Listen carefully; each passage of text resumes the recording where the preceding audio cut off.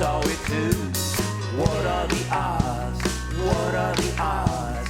Hey, Tony P, what are the odds? Hello, everybody. How are you doing? This is Tony P. Oddcast. I am making sure that I am recording. I am looking at it right now. The thing is playing. The thing is recording. We are doing this. If you're new to the show, last week, we did not do this. We did not hit record. The thing was not doing the thing. And so I did my thing. And then I had to do the thing all over again. And you know what? We want to make sure that doesn't happen this week. So we're on top of it. I am Tony P. You can find me at TonyPHenderson.com. And that voice you heard singing, that wasn't me. Can you sing your own theme song? Oh, I guess a couple people have sung their own theme song in TV shows. But that was Greg Klima. You can find him at Klima, KLYMA.com. I just, the other day, scrolling through like reruns, those old reruns, Give Me a Break was on. That's Nell Carter, and I'm pretty sure she sang that theme song. Growing Pains may have been performed by Alan Thicke. If it wasn't, I know as a fact that he wrote it. So that counts. Let me think. I'll think of other ones through the episode. People that sang their own theme song. Wasn't planning on talking about that. If you have one, let me know. I don't know. Leave a comment somewhere. I'm on Twitter. Tony P. Henderson. Anyway, this week in the show, we have tanks. I don't think I've ever had a show with tanks. Taco Bell. And my favorite thing, this show would be nothing but this if I had my way. More random animals. Just random animals in random places where they're not supposed to be. But first, Sherman Bynum certainly made an entrance to his prom Saturday night. I feel like, I don't know, I'm getting old and cranky. Like, I'm tired of everybody's like it's because of social media. Ever since the advent of social media, everybody wants to go over the top and like do these crazy prom proposals and extra crazy things. Look at me, I'm at the prom. You know what? They're high school kids, man. Have fun. I'm not mad at that. But I feel like I've seen it all, but I hadn't.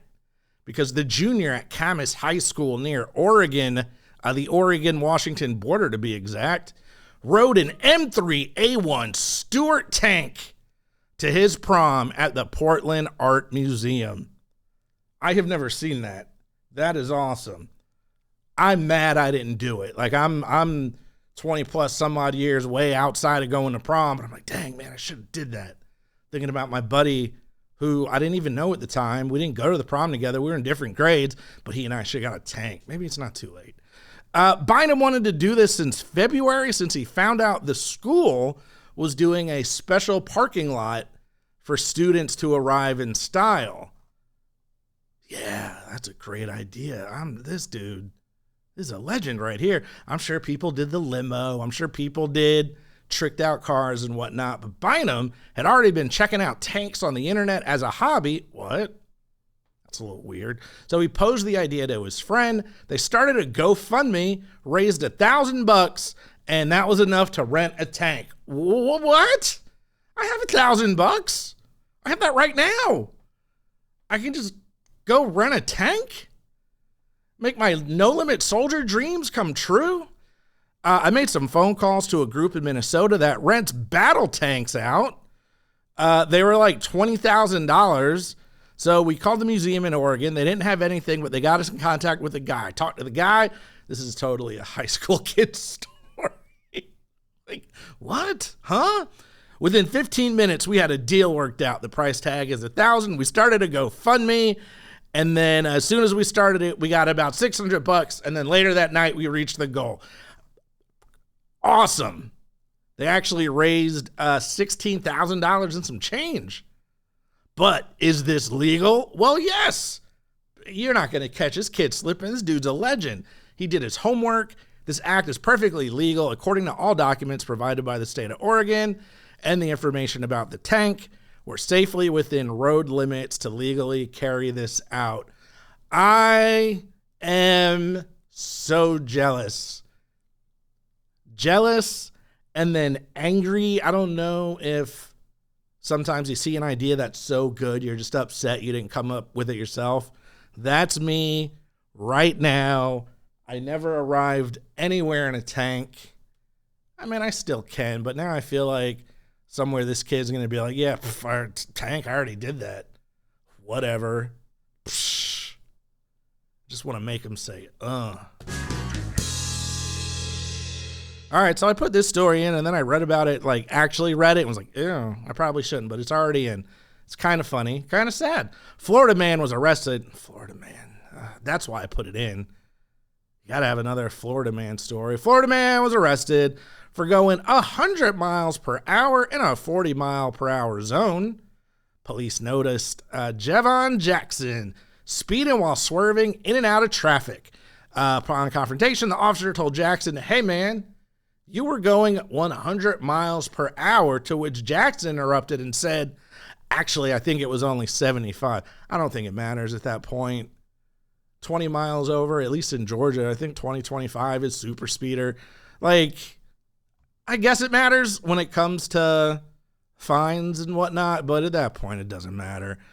After this, Jackson did admit to the officer that he was wrong for speeding.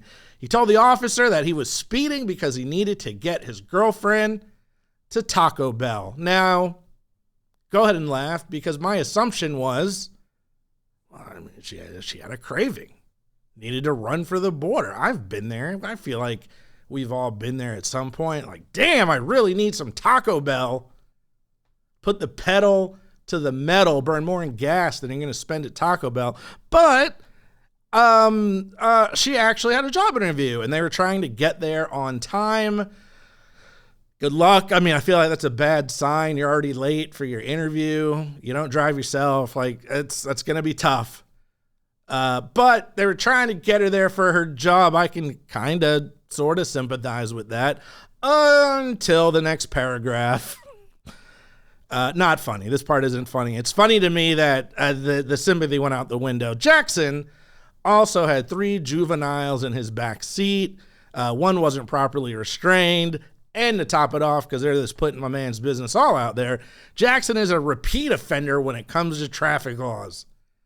So he was in trouble. He got arrested. I don't know if she made it to Taco Bell. Probably not. I don't think the cops care. Yeah, man, don't be speeding with kids in the car. That's pretty messed up and not funny. But that explains why he was an expert on the speed limit, because he's been there before, apparently. That's my excuse for everything. I'm going to use that for... What's going on? Going to Taco Bell. Why are you late? Was it Taco Bell? Why are you early? Wanted to stop at Taco Bell. It was in the news. I saw it in. Well, we thought we had a perfect show. We hit the wrong button. Guys, I don't know what's going on. Maybe I need a break. But here's what I meant to hit. I think the problem was I was laughing about... I needed time to go to Taco Bell. All right, last story. It's a quick one this week. It is. Animals where they're not supposed to be. A moose. Already, it's a good start. I don't get enough moose stories. Give me all the moose stories. Just random mooses. Mooses? A moose was caught on security camera heading into a movie theater. There's more, and I'll read it, but that's really it. And then he helped himself to some popcorn. There's a video. There's a surveillance video.